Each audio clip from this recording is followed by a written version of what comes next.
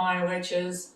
I'm grateful you joined me today in our quest to unravel the mysteries of dark magic. Come on in, and we'll begin our journey. If you dare.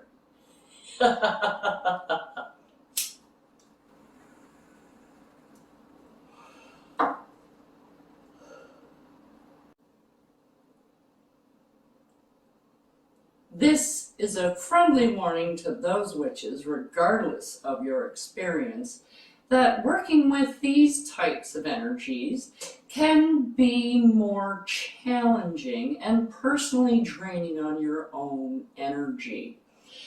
The deities, as well, on this side of the fence, tend to be a bit more demanding and less forgiving. So I urge you now to do your research if you should be using a deity, as you should with any deity that you use, regardless of what pantheon you're taking them from. If you have any doubts or reservations or fears about anything that you see, I suggest that you wait until you feel more confident until you try one of these spells. So now that that's covered, let's play! Welcome, witches! Today on Crone Alone, we're going to be making a confusion oil. What do you use confusion oil for? To confuse people, of course. Especially the other witches that are casting spells on you. They're going to have a hard time finding you. Okay, so this is a good thing for you. This is something that you can add to your witch's bottle so that it will confuse anyone that is sending any trouble your way.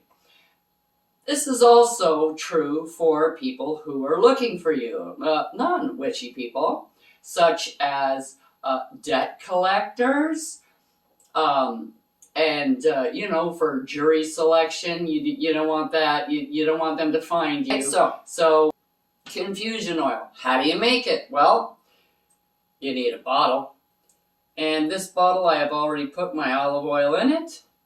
Olive oil is the oil to use. The standby, the white oil. Okay, so you're going to need marjoram, vetiver, lavender, ginger. You need a cauldron because you have a black shoelace. Now, this black shoelace is knotted 9 times. You do like a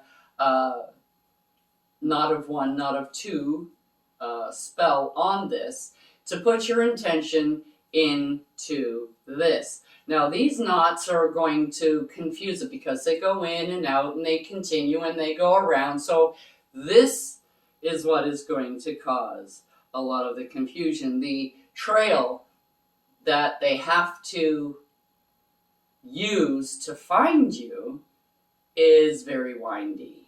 And that's what this is for. So the first thing we're going to do is burn this shoelace because you need ashes. So you need a clean cauldron or an ashtray or whatever you can use to burn something in. While this is burning, you want to put your intention into it because this is going in that oil. Okay. So now that it's turned to ash and it's pretty much all burned up in there, I'm going to transfer these ashes to my cauldron here.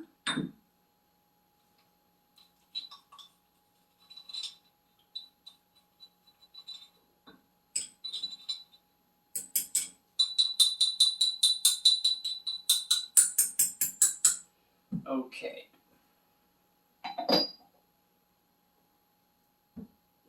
There we go. There we go. Okay. Now that we have that done, we're going to put in our ginger. We're we're going to put straight in there because it's wet and it doesn't need to be ground.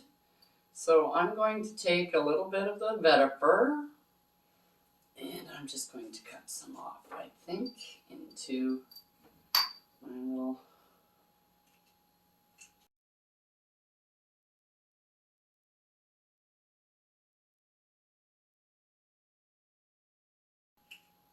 instead of grinding it. Or you could put it in whole, like, I mean, it's totally up to you.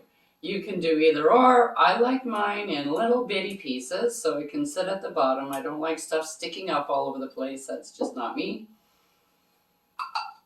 Okay. So we have our vetiver in there. And you want to bring confusion to other people, not to yourself. So you want to go in a counterclockwise motion. Okay?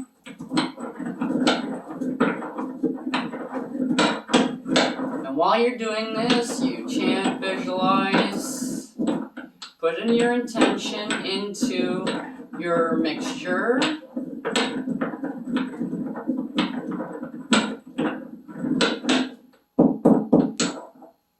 Now that I've got that mixed, I'm going to put in some lavender. 3 pinches. 1, 2, 3.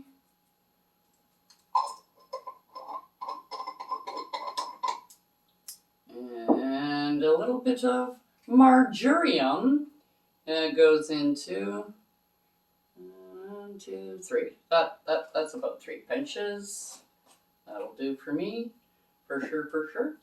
And now I'm just going to grind it a little bit because the lavender is a little bumpy. So I just want to grind it down, wake it up a little bit, so to speak.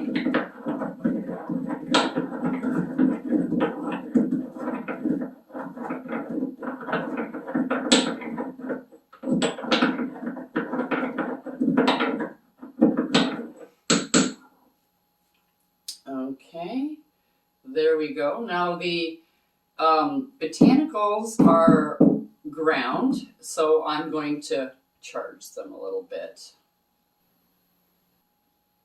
Okay, now that I've charged that up a little bit, I'm going to be adding this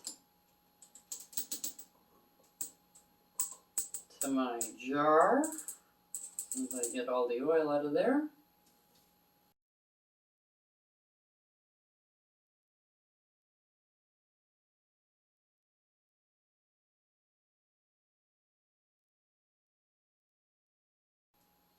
Okay, so now that I have that in there, I'm just going to put the lid on because I want to break up the ginger a little bit. So I'm going to give it a bit of a shake.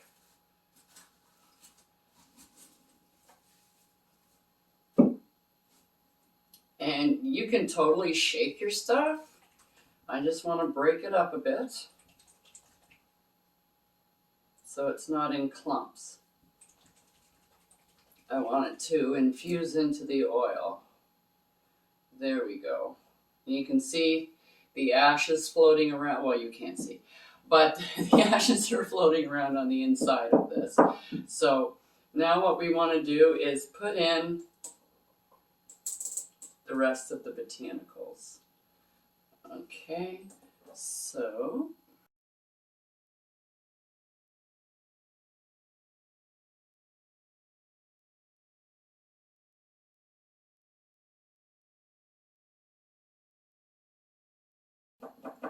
this is what happens when you're working with vetiver. It ends up all over the damn place. Okay, that's as good as that's going to get. All right, so once it's in there, I'm giving it a bit of a stir. Go counterclockwise. I'm going to clean off my table.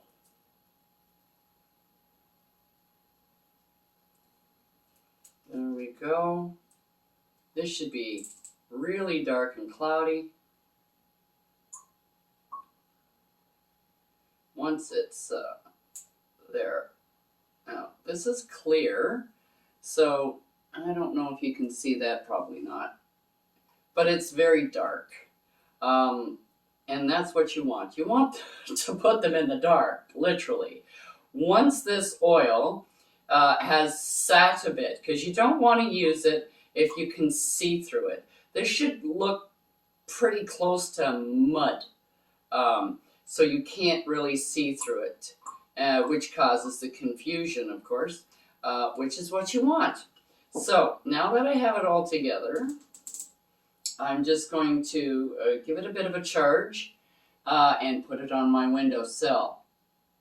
And that's how you make confusion oil, and that's how you confuse your not friends. Have a great day, and I'll see you next time on Chrono. Check out the link below for the correspondences and magical properties of the items used in this video. And don't forget to like, subscribe, and hit that notification button so you don't miss any witchy content our three sisters have brewing for you here on The Witches Inn.